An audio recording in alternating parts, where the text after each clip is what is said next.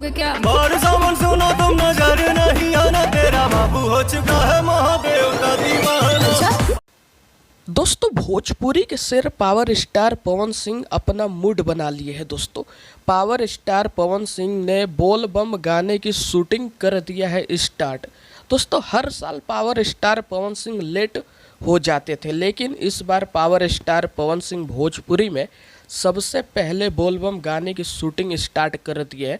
और दोस्तों ये गाना इतना ज़्यादा बवाल लेवल का होने वाला है कि इस गाने पे 500 मिलियन व्यूज बहुत आसानी से चला जाएगा, अगर पावर स्टार पवन सिंह के फैन चाह देंगे तो। जी हाँ दोस्तों, आप लोगों को बता दूं कि एक गाना डिम्पल सिंह के साथ और दूसरा गाना बेबी काजल जो सूर्या भाई की फ्रेंड है बहुत अच्छी, उनके साथ पावर स्टार पवन सिंह ने बोलबम के गाने का शूटिंग किया है दोस्तों।